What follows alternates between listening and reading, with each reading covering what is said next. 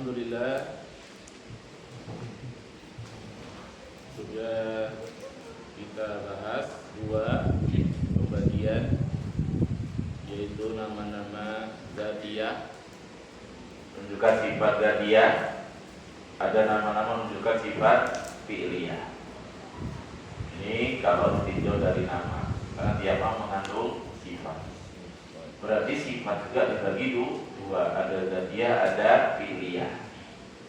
Nama-nama yang menunjukkan sifat dzatiyah, yaitu yang terus menerus, senantiasa, nggak pernah lepas Allah bersifat dengannya.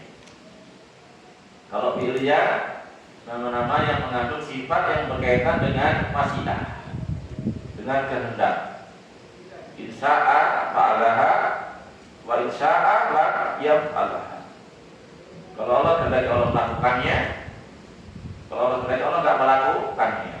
Ini namanya nama fi'liyah yang mengandung sifat fi'liyah.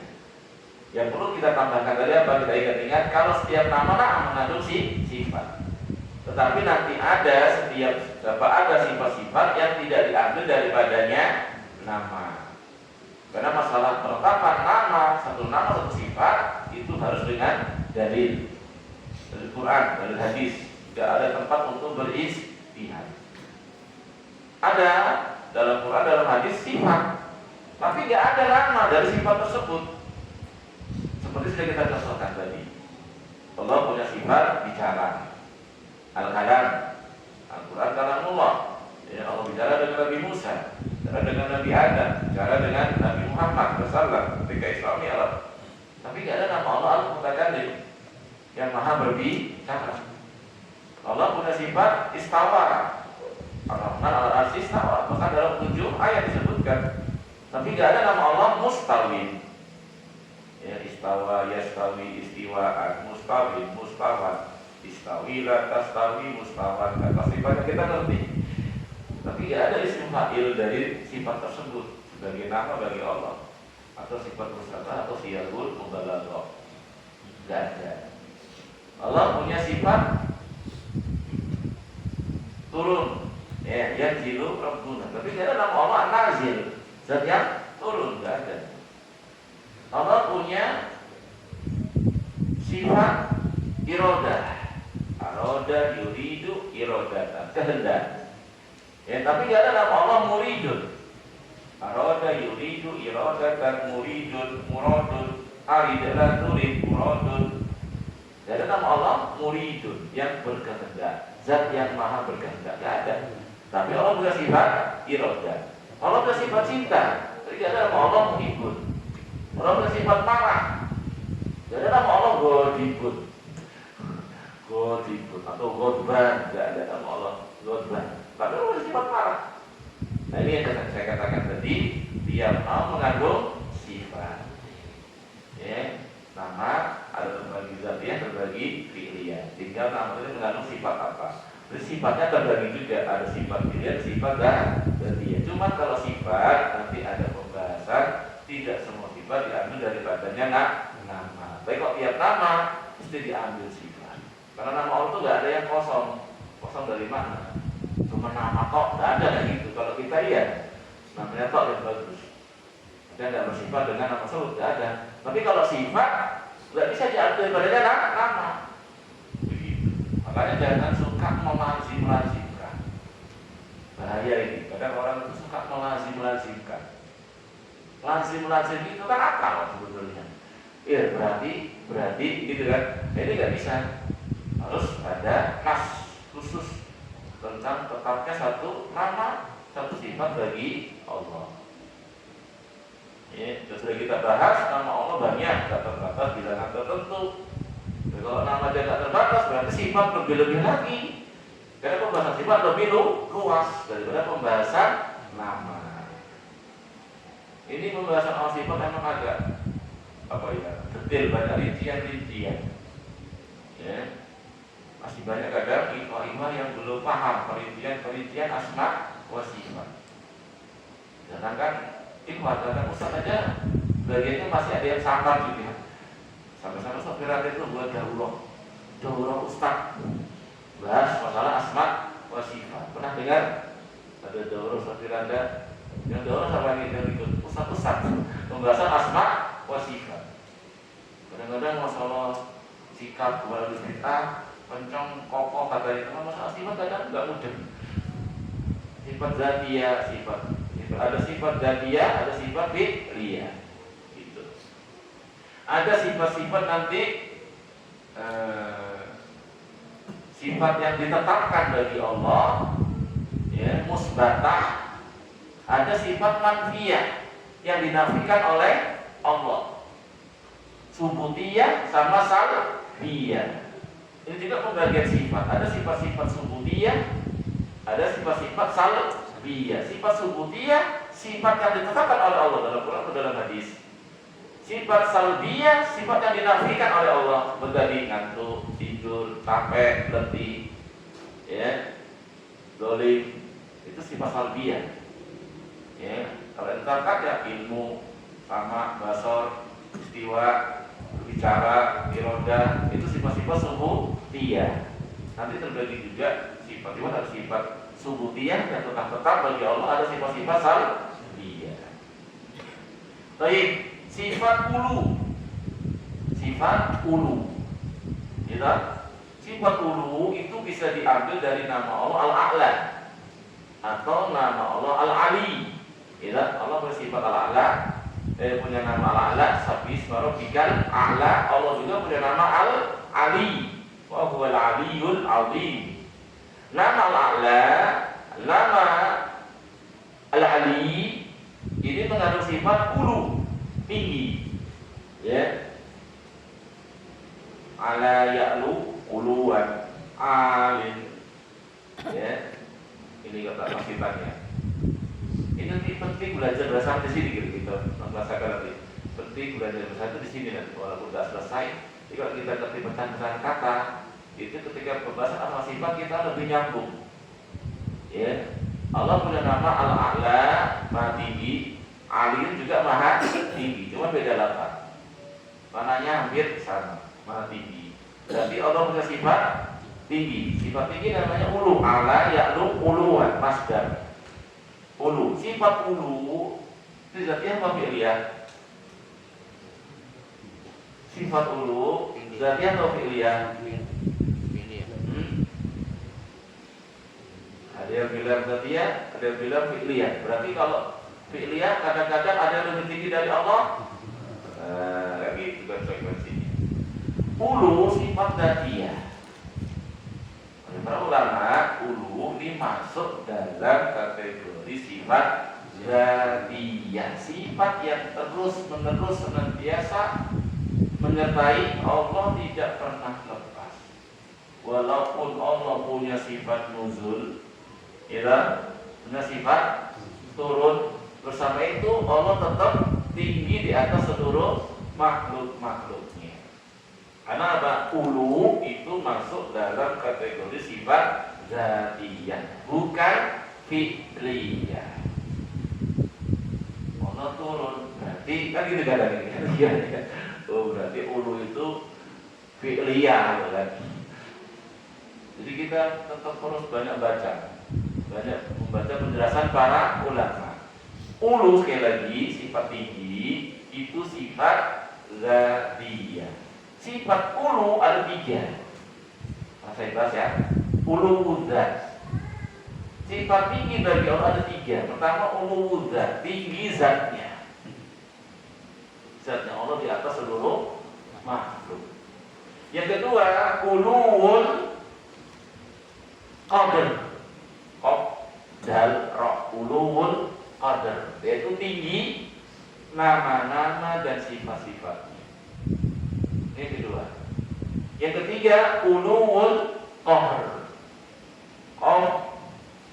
Besar roh qahar.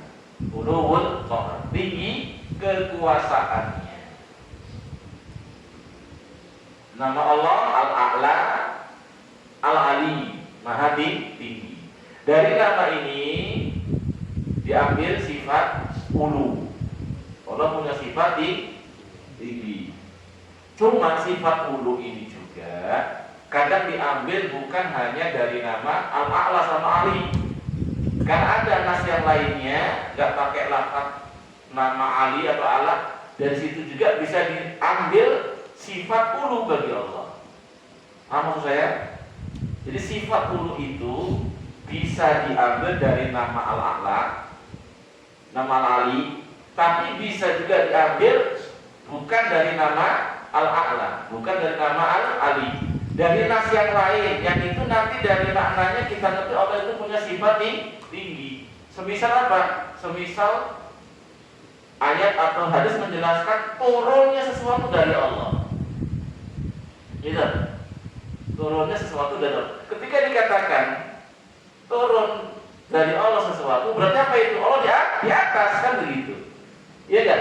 Sifat di atas tadi diambil dari apa? Dari lafaz turunnya sesuatu dari Allah, atau naiknya sesuatu kepada Allah.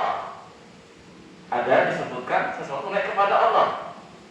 Ya, wal amalu shalihu yarfa'u yas'adu ilaihi kalimu thayyibu wal amalu shalihu yarfa'u, naik kepada Allah kalimat-kalimat thayyibah. Pasti takmin ya, baca Quran, zikir, naik. Menunjukkan apa ini? Allah di atas.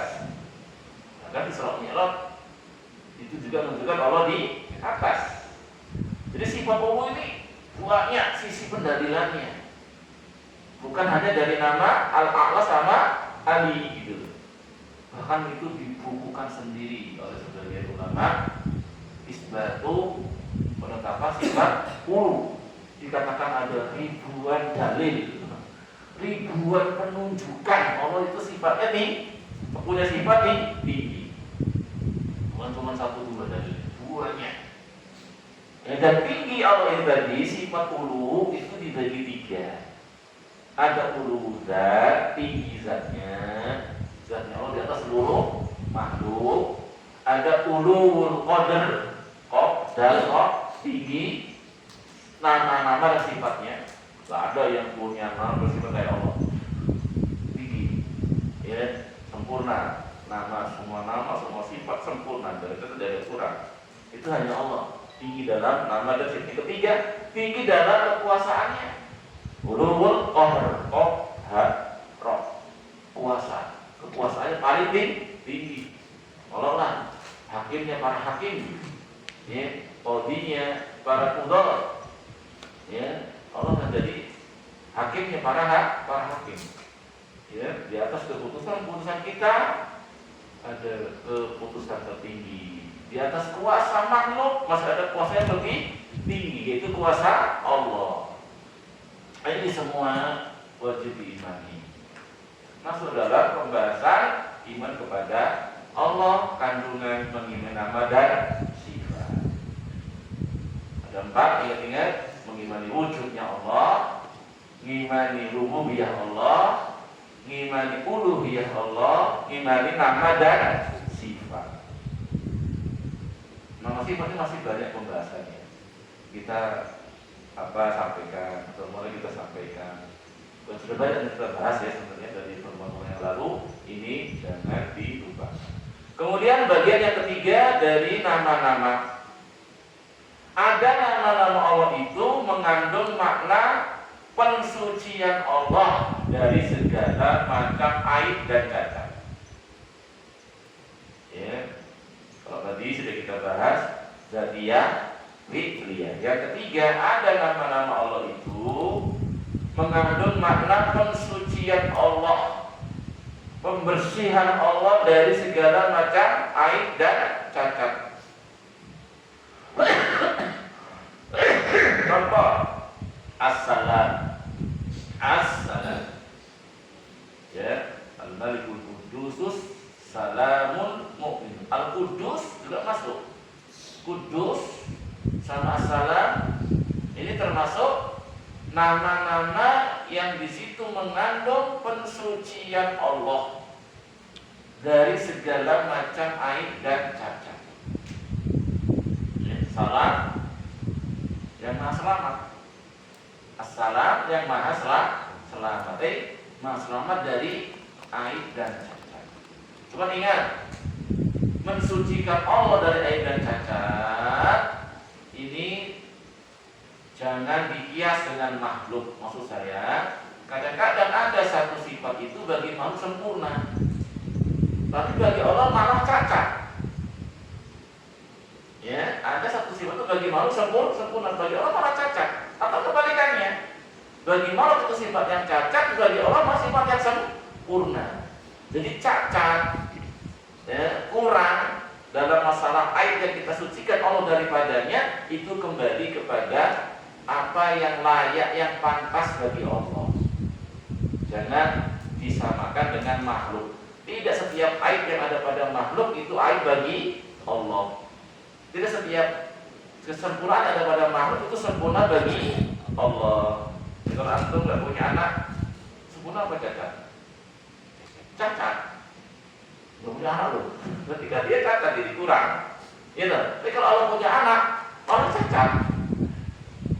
Ya, jadi membersihkan, mensucikan Allah dari aib, dari cacat, dari nama As-Salam, ya, Al-Qudus, As-Salam, Maha Selamat, Al-Qudus, Maha Suci, Maha Bersih. Ini nanti apa? Pembahasan dalam ketika membersihkan, mensucikan Allah dari aib dan cacat itu kembali kepada yang sesuai dengan hak-haknya Allah. Jangan disamakan 100% dengan makhluk. Karena ada tadi suatu itu sempurna bagi makhluk, ternyata cacat bagi Allah. Ya, makhluk gak punya anak, cacat. Kalau Allah gak punya anak, malah sempurna. Tunjukkan benar-benar oleh Bapak sendiri, tegak dengan sendirinya. Begitu. Kita gak punya istri, sempurna apa cacat? Nabi Adam loh dari surga itu segala macam ada, masih kesepian. Total dulu bahasa saya ini, nggak punya istri. Padahal makan apa, minuman apa, pemandangan apa, walah dan lengkap tuh.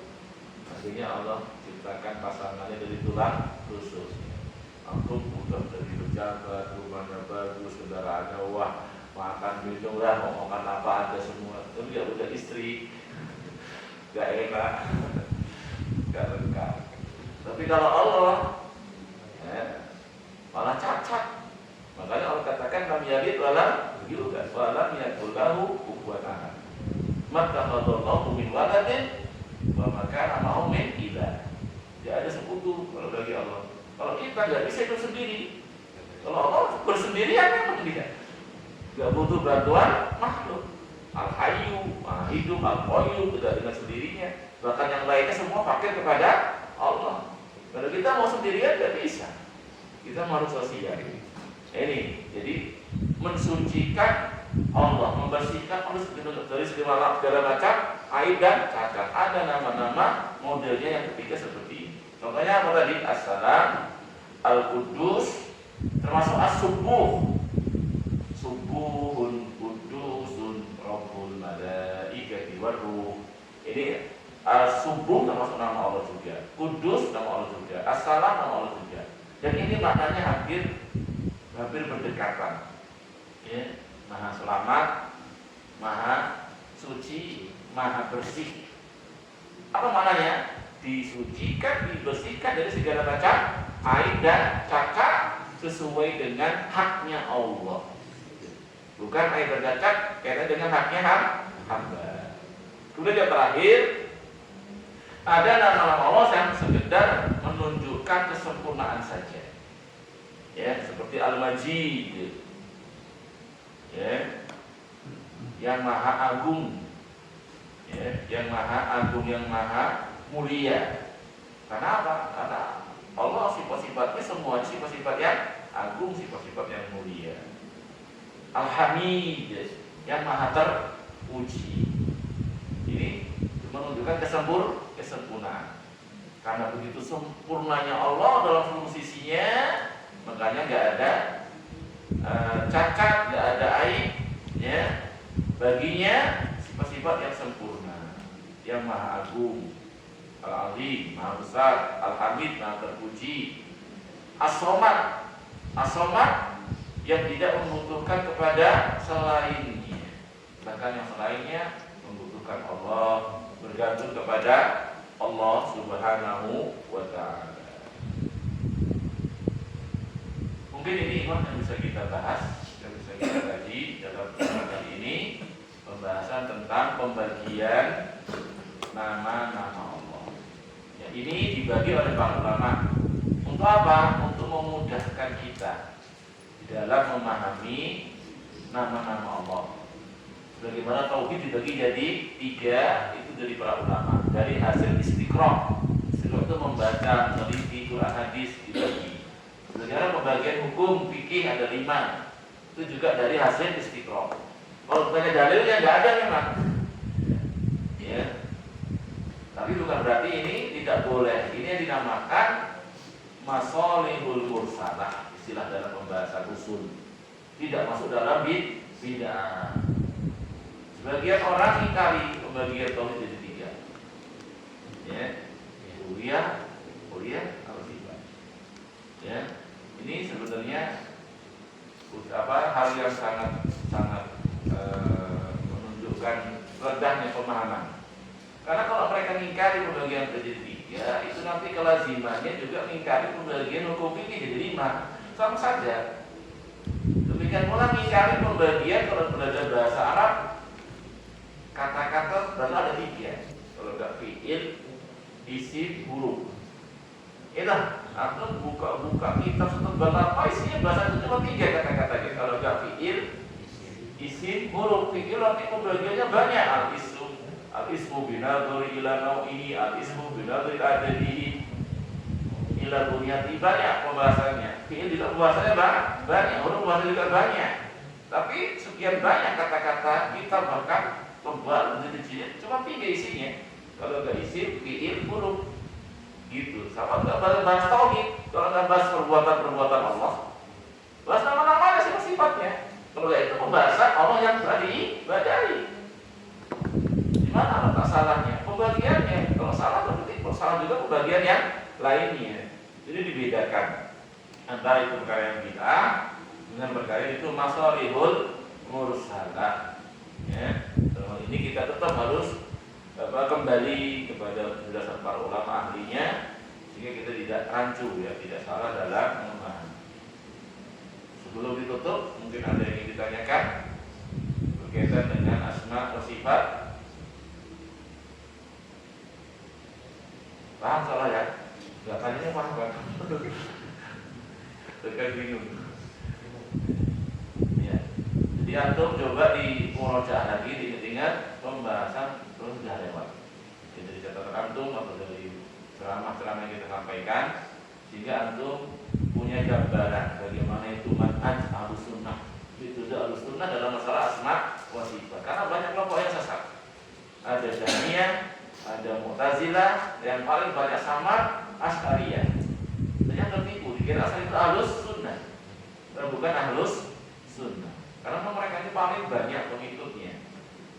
Banyak kaum muslimin yang punya akidah Asy'ariyah. Bahkan di negeri kita umumnya seperti itu. Bahkan masuk ke sekolah-sekolah perguruan tinggi bisa diajarkan akidah akidah Asy'ariyah. Di masjid itu jarang yang dibahas akidah Ahlus Sunnah dan Sunnah. Makanya banyak subhat dalam masalah sifat. Ya, demikian, semoga ini bermanfaat, dan lebih kurangnya saya mohon maaf. Yang bisa disampaikan, subhanakallahumma wa bihamdika, asyhadu an la ilaha illa anta, astaghfiruka wa atubu ilaik, wa akhiru da'wana alhamdulillahi rabbil alamin. Wassalam.